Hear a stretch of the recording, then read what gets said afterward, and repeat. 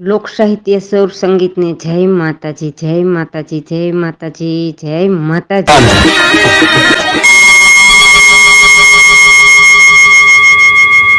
Subscribe कर bell icon जरूर press करें हमारी न्यू वीडियो सबसे पहले देखने के लिए।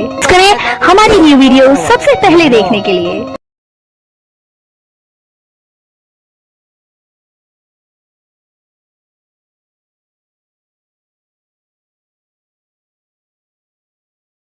बहनों, आज આપણે સરસ મજાનો વિષય લઈને ઉપસ્થિત થયા છીએ, કેન્સરના ભયને દૂર કરીએ।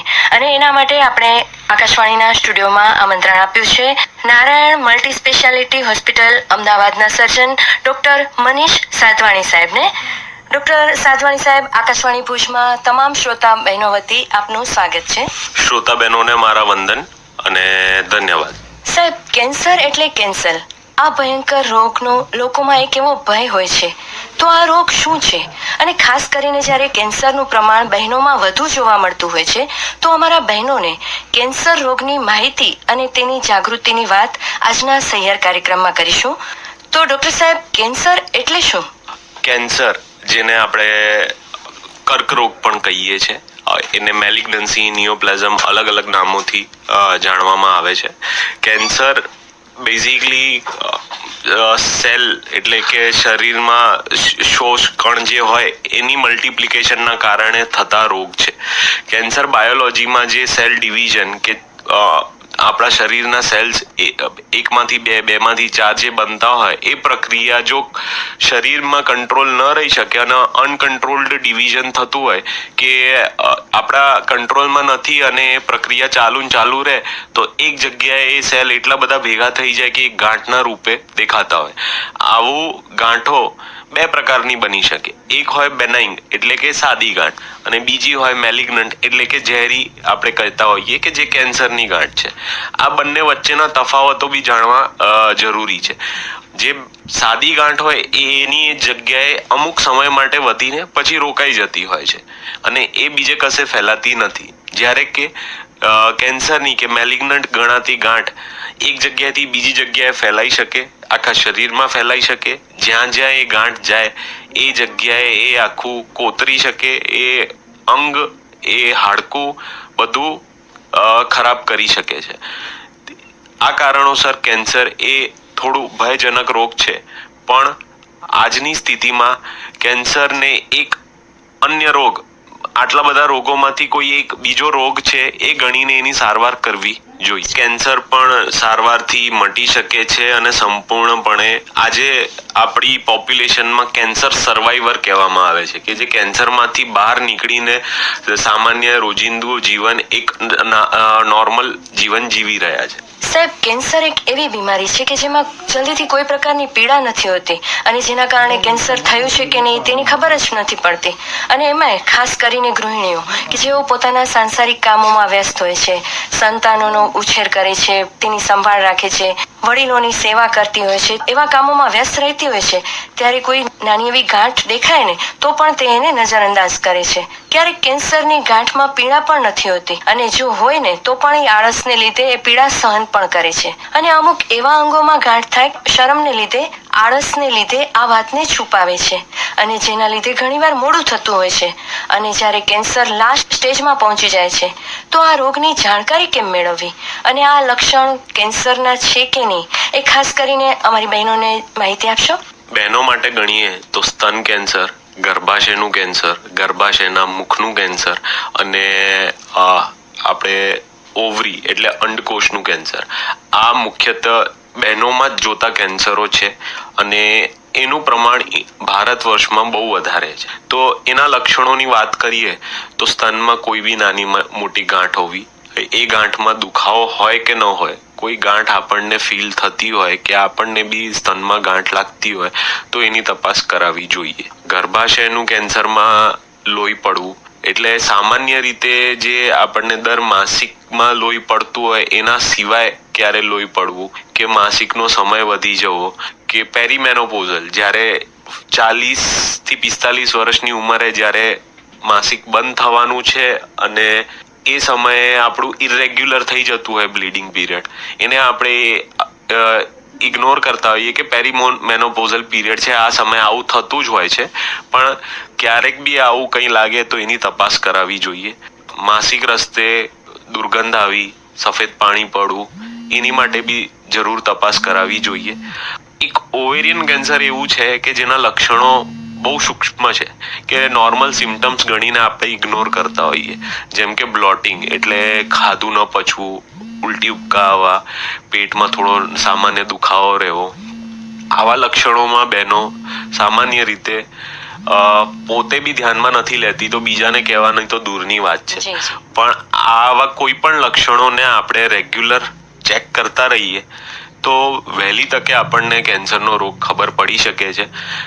અને ખાસ કરીને બહેનો માટે ઘણા કેન્સરો એવા છે કે એ થોડા આપણે કહેતા બી અચકાતા હોઈએ છીએ કે કઈ જગ્યાએ શું છે, તપાસ કરાતા અચકાતા હોઈએ છીએ, પણ આપણું શરીર એ આપણી માટે મહત્વનું છે, એનું ધ્યાન રાખવું બી આપણા હાથમાં જ છે, તો એની તપાસ કરાવવી જરૂરી છે. તો એ સમયે શરમ રાખવી એ ખોટી છે, અને ડૉક્ટર સામે શરમ ન રાખીને એની તપાસ કરાવી આગળ જે જરૂરી હોય એ સારવાર લેવી જોઈએ. બહેનો, ડૉક્ટર સાહેબ બહુ જ સરસ મજાની વાત કરી રહ્યા છે કે જ્યારે કાંઈ પણ આપણને શરીરમાં ફેરફાર દેખાય તો આપણે ચોક્કસથી ડૉક્ટર પાસે જવું જોઈએ અને તેની તપાસ કરાવવી જોઈએ. ડૉક્ટર સાહેબ, ભગવાન કરે આ કોઈને બીમારી ન થાય, પણ જો થઈ ગઈ તો બહેનો માટેના કેન્સરમાં કેવા પ્રકારની સારવાર આપવામાં આવે છે, અને હવે કોઈ એવી નવી ટેકનોલોજી છે કે તેની સારવાર જલ્દી થઈ શકે? બહેનો માટેની વાત કરીએ તો સૌથી પહેલા સ્તન કેન્સર છે, જેમાં શરૂઆતથી એવું હતું કે સ્તન કેન્સર થાય એટલે આખું સ્તન કાઢી દેવું, એટલે સારવારની વાતમાં ઓપરેશન એ એક પ્રકારની સારવાર થઈ, એમની માટે સર્જરી. પણ આજની લેટેસ્ટ અપડેટ્સ અને રિસન્ટ ગાઈડલાઇન્સ ગણીએ તો આપણે સ્તન બચાવીને પણ કેન્સરની ગાંઠ કાઢી શકીએ છીએ. એટલે એટલી એડવાન્સ ટેકનોલોજીસ છે કે ઇવન સ્તન બચી શકે છે, સ્તન રિકન્સ્ટ્રક્ટ થઈ શકે છે, એટલે જેટલું કાઢ્યું હોય એ પણ આપણે પ્લાસ્ટિક સર્જરીથી શેપને રિકન્સ્ટ્રક્ટ કરી શકીએ છીએ. બીજી વસ્તુ, સારવારમાં મુખ્યત્વે કેન્સર માટે 3 વસ્તુ હોય: ઓપરેશન, કીમોથેરાપી અને રેડિયેશન. ઘણા કેન્સરોમાં 3 વસ્તુઓની મદદ લેવાતી હોય છે. હવે રિસન્ટલી એડ થતી ઘણી ટ્રીટમેન્ટ્સમાંથી એક ટ્રીટમેન્ટ છે hormonal therapy, immunotherapy, targeted therapy. આ બધી સારવારો લેટેસ્ટ એડવાન્સીસ પ્રમાણે છે, અને આના લીધે કેન્સર સર્વાઈવલ એટલે ડિઝીઝ ફ્રી સર્વાઈવલ, ફરી રોગ ન થવાના ટકાવારી ઘણી વધી ગઈ છે, એટલે રિકરન્સ બહુ ઘટી ગયું છે. બહેનો માટે બીજી વાત કરીએ તો સર્વાઇકલ કેન્સર્સ આજે એ સ્ટેજ પર છે કે ફક્ત રેડિયેશનથી મટી શકે છે, અને ઘણા સર્વાઇકલ કેન્સર્સ માટે કોઈ ઓપરેશનની બી જરૂર પડતી નથી. તો આવી લેટેસ્ટ ટેકનોલોજીના કારણે આજે આપણે બધી કેન્સરોની સારવાર શક્ય છે અને કરી શકીએ છીએ. ડૉક્ટર સાહેબ, બહેનોમાં ખાસ કરીને સ્તનનું કેન્સર વધુ જોવા મળે છે, તો શું આ સ્તન કેન્સર વારસાગત હોઈ શકે કે માતાને થયું હોય તો દીકરીને પણ થાય? જી હા, સ્તન કેન્સરના 10 થી 15% કેસીસ જે જોવા મળે છે એ વારસાગત હોય છે. એટલે આપણા સ્ત્રીઓમાં એ જાગૃતતા હોવી જોઈએ કે મારી માસી, મમ્મી, બહેનો કે આમાંથી કોઈને કેન્સર છે તો મને થવાની શક્યતાઓ પણ વધારે છે. આવામાં જેમને કેન્સર છે એમની અમે જીન સ્ટડી એટલે કે DNA ચેક કરાવતા હોઈએ, અને એમાંથી કોઈ જીન મ્યુટેશન પકડાતું હોય કે જે વારસાગત રીતે નીચેની જનરેશન, નેક્સ્ટ જનરેશનમાં જઈ શકતું હોય, તો એ જીન પકડીને પછી એમના સગા સંબંધીઓ બધાનું એ જીન માટે ખાલી તપાસ કરી શકતા હોઈએ, અને જેમને કેન્સર ના હોય એવા લોકોને બી આપણે વહેલી તકે પકડી શકતા હોઈએ કે ભાઈ આમનામાં જીન પોઝિટિવ છે પણ કેન્સર નથી, તો કેન્સર પહેલા જ કેન્સરની સારવાર એ આવા વારસાગત રોગમાં કરી શકતા હોઈએ. આની માટેનો આપણી પાસે લેટેસ્ટ અને બહુ કોમન વર્લ્ડ વાઇડ એક્ઝામ્પલ છે એન્જેલિના જોલીનો, જેમની માતાને બ્રેસ્ટ કેન્સર હતું, બ્રેકા પોઝિટિવ એટલે કે વારસાગત કેન્સર હતું, અને એન્જેલિના જોલીનમાં જીન પોઝિટિવ હોવાની કારણે કેન્સર વગર એમણે બંને સ્તન કઢાવી બ્રેસ્ટ રિકન્સ્ટ્રક્શન કરાવી દીધું. જો કેન્સર પહેલા જ આપણે સ્તન કઢાવીને રિકન્સ્ટ્રક્શન કરી દઈએ એટલે કેન્સર થવાનો ભય જ નીકળી ગયો.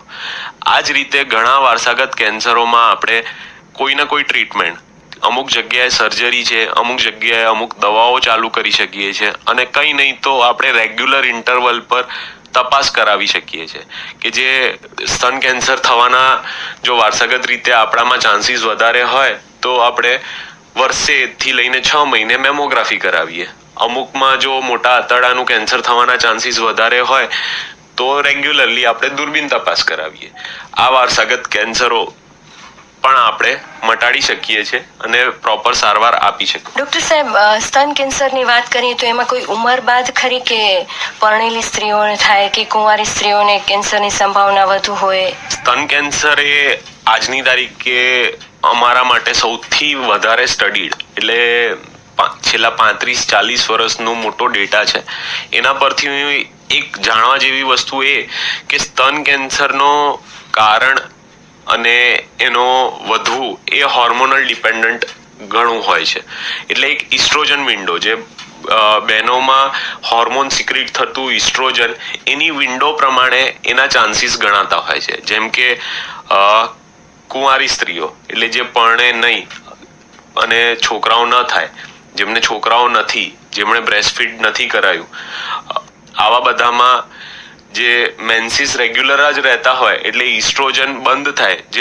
જેટલો સમયગાળા આપણા જીવનમાં જેટલો સમયગાળો વચ્ચે માસિક બંધ થઈ શકતા હોય એવા ઇન્સિડન્ટ્સ ગણીએ તો એ છે પ્રેગ્નન્સી, બ્રેસ્ટ ફીડિંગ.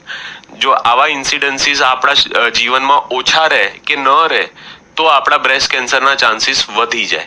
એટલે બાળક ન હોવું, એમને બ્રેસ્ટ ફીડ ન કરાયેલું હોવું, આ બધા રીઝન્સ બની શકે છે એક બ્રેસ્ટ કેન્સર થવાના ચાન્સીસમાં. પણ ખાલી એ જ કારણ છે કે આમને બાળક નથી એટલે બ્રેસ્ટ કેન્સર થયું, હું એવું નથી માનતો ને એવું કોઈ પુખ્તો આપણી પાસે સાબિતી નથી. પણ હા, એ એક ઇન્ક્રીઝમેન્ટ ઓર રિસ્ક ફેક્ટર વધારવા માટેનું કારણ બની શકે છે. ડોક્ટર સાહેબ, અમારો શ્રોતા વર્ગ ખાસ કરીને ગ્રામ્ય વિસ્તારનો છે ને આ ગ્રામ્ય વિસ્તારમાં આપણે જોયું હશે કે મોટી ઉંમરની બહેનો હશે કે આધેડ વયની સ્ત્રીઓ હશે કે જેઓ પગ પહોળા કરીને ચાલતી હોય છે. ખરેખર તેમને કોઈ પગની તકલીફ નહોતી હોતી, પણ તેમનું ગર્ભાશય બહાર આવી ગયું હોય છે. તો હવે તેને તેની જરૂર નથી એમ કરીને આવી સ્ત્રીઓ જીવન પર આમ જ ચાલતી હોય છે કે ચલાવી લેતી હોય છે. તો શું આવી પરિસ્થિતિમાં ગર્ભાશયનું કેન્સર થઈ શકે? જે તમે વાત કરી ગર્ભાશય બહાર નીકળી આવવું એટલે યુટ્રાઇન પ્રોલેપ્સ થવું, એ એક બેનાઇન કન્ડિશન છે, એટલે એક સાદી કન્ડિશન છે. અને એવામાં બહેનો આવી રીતે ચાલતી હોય છે એ મારી માટે પણ જાણવા જેવી વાત થઈ. મારા માટે તો એ હતું કે દરેક વસ્તુની સારવાર છે તો આપણે એ લેવી જ જોઈએ.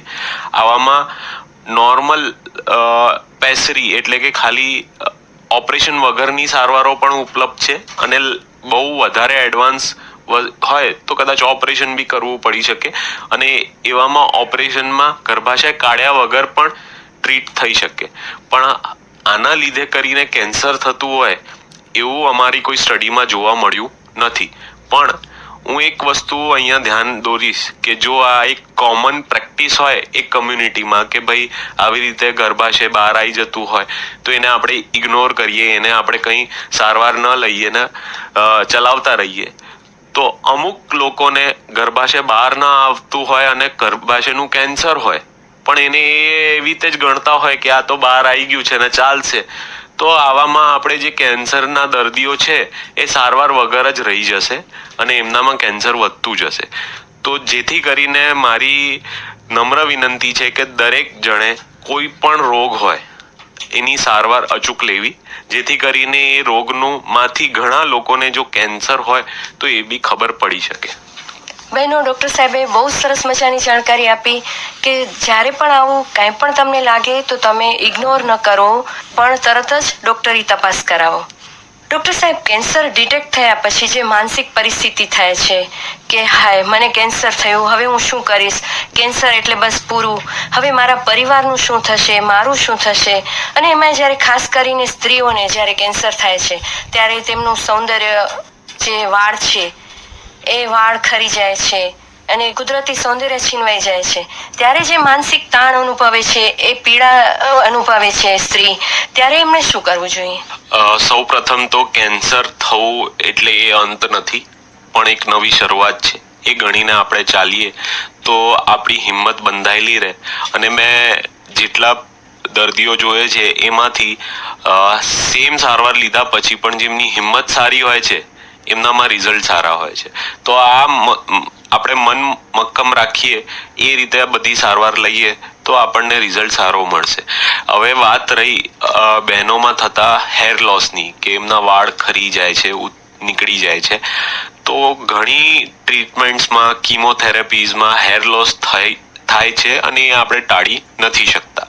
એનું કારણ છે કે કીમોથેરાપી એકચ્યુઅલી જે રેપિડલી ગ્રોઈંગ, કે જલ્દીથી સેલ્સ બનતા હોય શરીરમાં, એને ટાર્ગેટ કરે છે. તો કેન્સરને તો ટાર્ગેટ કરે જ કરે, પણ બીજા શરીરના સેલ્સ જે રેપિડલી ગ્રો થતા હોય એમને બી એ નષ્ટ કરતું હોય છે. હવે એમાંથી એક સેલ છે આપણા વાળનો રૂટ્સમાં, એના કારણે વાળ ખડી જતા હોય છે.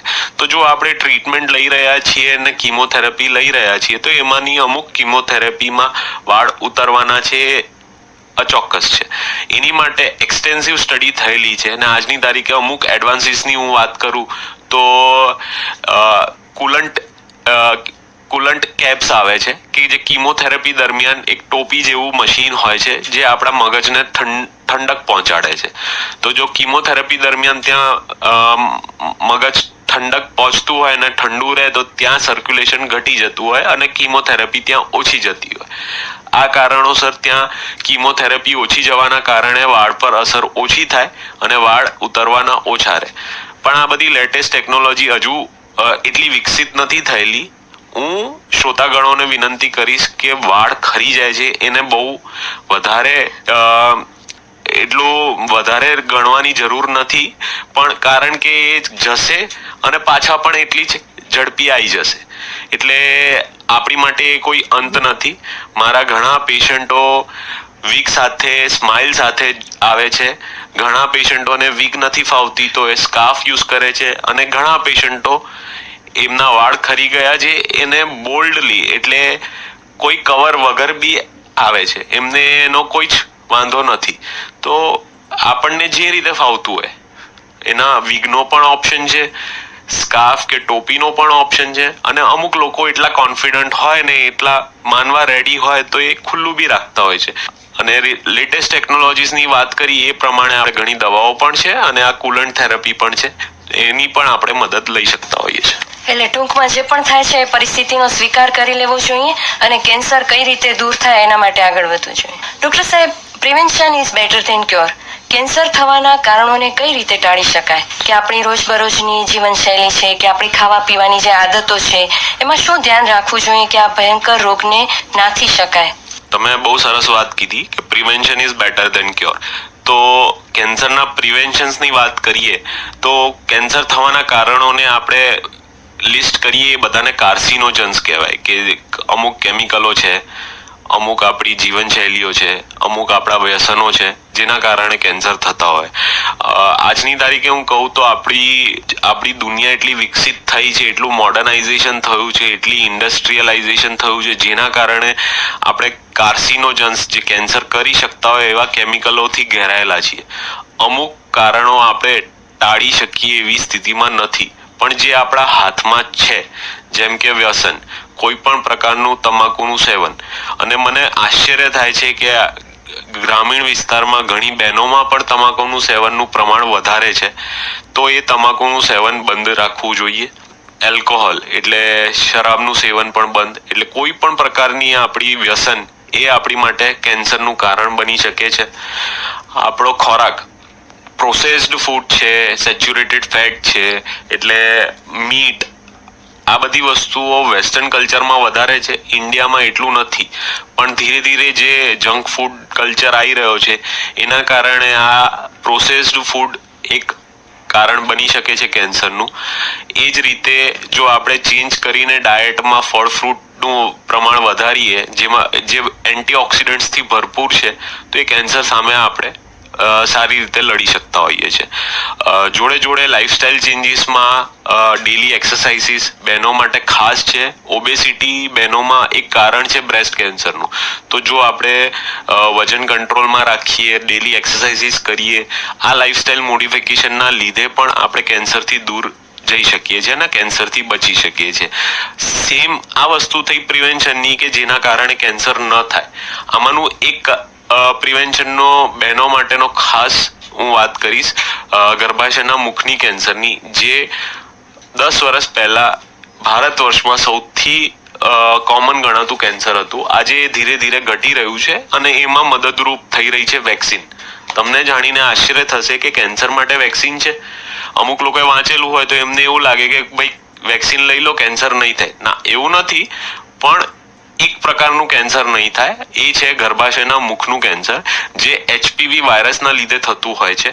તો જો આપણે એ વાયરસની વેક્સિન લઈ લઈએ, અને સામાન્ય રીતે એ લેવી જોઈએ ટીનેજમાં, એટલે 12 થી 16 વર્ષની ઉંમરે જો આપણે સ્ત્રીઓને HPV વેક્સિન લેવડાવી દઈએ તો એમનામાં ગર્ભાશયના મુખનું કેન્સર, જે બહુ જીવલેણ છે અને આપણને એડવાન્સ સ્ટેજીસમાં ખબર પડતી હોય છે, એ થવાના ચાન્સીસ બહુ ઘટી જતા હોય છે. તો મારી નમ્ર વિનંતી છે કે આ વેક્સિનનું ધ્યાન દરેક સ્ત્રીએ રાખવું જોઈએ. બીજી વસ્તુ પ્રિવેન્શનની જોડે જોડે એક સ્ક્રીનિંગની વાત કરીએ કે જે સ્ત્રીઓ માટે ખાસ છે, સેલ્ફ બ્રેસ્ટ એક્ઝામિનેશન, કે દરેક સ્ત્રીએ એમના સ્તન મહિનામાં એકવાર જાતે તપાસવા જોઈએ કે એમાં કોઈ ગાંઠ કે એવું કંઈ લાગે છે કે નહીં. દર વર્ષે એકવાર નિષ્ણાંત જોડે, ડોક્ટર જોડે તપાસ કરાવવી જોઈએ કે એમને બ્રેસ્ટ કેન્સર માટે કોઈ ગાંઠ કે એવું કંઈ લાગે છે કે નહીં. અને 40 વર્ષની ઉંમર પછી દર મહિલાએ વર્ષે એકવાર મેમોગ્રાફી કરાવવી જોઈએ. આ થઈ સ્તન કેન્સરના પ્રિવેન્શન માટે સ્ક્રીનિંગની વાત. સેમ રીતે જો ગર્ભાશયના મુખના કેન્સરની વાત કરીએ તો 25 વર્ષ પછી દર વર્ષે એકવાર પેપ સ્મિયર ટેસ્ટ કરાવવું જોઈએ, જેથી કરીને ગર્ભાશયના મુખનું કેન્સર આપણે વહેલી તકે જાણી શકીએ. આ સ્ક્રીનિંગ ઘણા કેન્સર્સ માટે છે અને બહેનો માટે ખાસ કરીને આ 2 સ્ક્રીનિંગ્સ બહુ ઇફેક્ટિવ છે. આના કારણે 90% કેન્સર્સ અમને પહેલા સ્ટેજમાં મળી જતા હોય છે. તો એની ટ્રીટમેન્ટ બહુ સહેલાઈથી થઈ શકતી હોય છે. ડૉક્ટર સાહેબ, આપે બહુ સરસ મજાની વાત કરી. હવે હું વાત કરીશ કે તમે એવું કોઈ ઇન્સિડન્સ અમારી બહેનો સાથે શેર કરશો કે જેમને કેન્સર ડિટેક્ટ થયું હોય ત્યારે એને જે હાવ થયો હોય કે હાય હાય હવે મારું શું થશે, અને એ જે કેન્સર ક્યોર થઈ જાય અને જે રૂટીન પ્રમાણે જીવતા હોય અને ખુશ રીતે જીવતા હોય. તમે આ પ્રશ્ન પૂછતા જ મને એક વ્યક્તિ મારી નજરો સામે આવે છે, તો હું એમની જ વાત કરીશ. મારા મિત્રની જ માસી હતા અને એમને અંડાશયનું એટલે ઓવેરિયન કેન્સર ડિટેક્ટ થયું હતું. ઓવેરિયન કેન્સર 3જા સ્ટેજમાં ડિટેક્ટ થયું હતું અને સૌ પ્રથમ અમે ઓપરેશન કર્યું. એમાં બંને અંડાશય, ગર્ભાશયનો ભાગ આખો કાઢ્યો હતો. એમનું મોટું આંતરડું બી ઇન્વોલ્વ હતું, કેન્સરગ્રસ્ત હતું, તો મોટું આંતરડાનો બી 20-25 સેન્ટીમીટરનો ભાગ કાઢ્યો હતો. અને આ એક્સટેન્સિવ મોટું ઓપરેશન 6-8 કલાક ચાલ્યું હતું. આ જ્યારે હું સમજાઈ રહ્યો હતો ત્યારે જ બેન હતાશ થઈ ગયા હતા. અને એમના બંને બાળકો કુંવારા છે, એક કેનેડા છે, એક અહીંયા ભણી રહ્યો છે. આ બધી જે ગ્રહસ્થીમાં એટલા ગૂંચવાઈ ગયેલા હતા કે એમને પોતાની માટે ટાઈમ નહોતો, એવું વિચારી રહ્યા હતા કે આ બધા માટે મારી પાસે ટાઈમ જ નથી. પણ જ્યારે એમને અમે પ્રોપરલી કાઉન્સિલ કર્યા, થોડું સમજાવ્યું, અને એ પોતે મેન્ટલી સ્ટ્રોંગ થયા અને એમણે હિંમત રાખી, તો એમણે આ ઓપરેશન સક્સેસફુલી કરાવ્યું. ઓપરેશન પછી કીમોથેરાપીની વાત આવતા એ પાછા હતાશ થઈ ગયા, કારણ કે એમના વાળ ઉતરશે. પણ એમને અમે વાળ ઉતરે એ પહેલા જ વીગ ઓર્ડર કરાવી આપી. જે કીમોથેરાપીની બીજી સાયકલ પછી વાળ ઉતરતા જ એમણે વીગ ચાલુ કરી. 3rd કીમો પહેલા મને મળવા આવ્યા તો એક ટાઈમ પીરિયડ માટે હું આશ્ચર્યચકિત થયો કે કીમોના લીધે આમના વાળ નથી ઉતર્યા. ત્યારે બેને કીધું કે ના, વાળ તો ઉતર્યા છે પણ મેં વીગ પહેરેલી છે અને તમને ખબર નથી પડી રહી. બેન એટલા ખુશ હતા. આજે એમની સારવારને વરસ પતી ગયું છે, કીમો બી પતી ગઈ છે, એ સંપૂર્ણપણે સાજા છે. ગયા મહિને એમણે એમના કેનેડામાં રહેતા છોકરાના લગ્ન કરાવ્યા અને મને બોલાવ્યા હતા. મને એ ત્યાં એટલા ખુશ ને આનંદ જોઈને ઘણું સારું લાગ્યું. આજે એમના વાળ પાછા આવી ગયા હતા અને લગ્નમાં છોકરાના લગ્નમાં માતા જેટલી ખુશ દેખાતી હતી એટલો જ ખુશ હું અને એમનો છોકરો બી દેખાતા હતા કે એ કેન્સરમાંથી મુક્ત છે અને અત્યારે રોજિંદુ જીવન જીવી રહ્યા છે, અને એ પણ ખુશ રીતે. હા, એ બી ખુશ રીતે. ડોક્ટર સાહેબ, અમારી બહેનો જે રેડિયો સાંભળી રહી છે એ બહેનોને તમે શું મેસેજ આપશો કે આપણે આપણી જાત માટે કઈ રીતે સમય ફાળવવો જોઈએ, આપણી જાત માટે કેવી રીતે જીવવું જોઈએ અને આ કેન્સરના ભયને કેવી રીતે દૂર કરવો જોઈએ?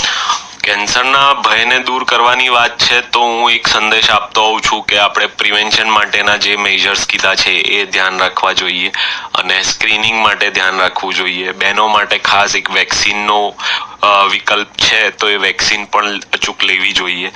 પણ કેન્સરની વાત તો જે કરવાની છે એ બધા માટે સેમ છે.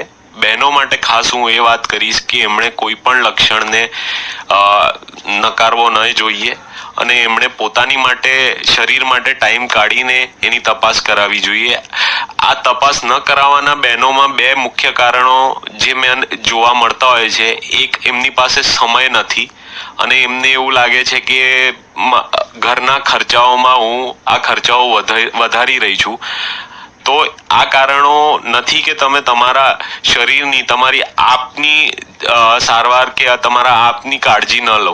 તો પોતાને સેલ્ફ એસ્ટીમ ને પોતાનું સેલ્ફ એક આગળ રાખવું જોઈએ અને એની બી સારવાર લેવી જોઈએ. એક મગજમાં એટલું ધ્યાન રાખો કે જો તમે જ નહીં હો તો પાછળ તમારા સાંસારિક જીવનનું કે તમારા બાળકોનું કોણ ધ્યાન રાખશે? તો એ તમારા જીવનમાંથી તમારી માટે જો અડધો કલાક કાઢીને ડોક્ટરને બતાવવાનું છે તો એટલું કરવું જોઈએ અને શરમ ન રાખવી જોઈએ. કારણ કે બહેનોમાં ઘણા કેન્સરો એવી જગ્યાએ છે કે કદાચ એ સંકોચાતા હોય પણ એ બી શરમ ન રાખવી જોઈએ. મારી એવી નમ્ર વિનંતી છે. આ સંદેશો તમે ધ્યાનથી સાંભળજો. બહેનો, કેન્સરના ભયને કેવી રીતે દૂર કરી શકાય એ વિશે ડોક્ટર સાધવાણી સાહેબે આપણને ખૂબ સરસ મજાની જાણકારી આપી.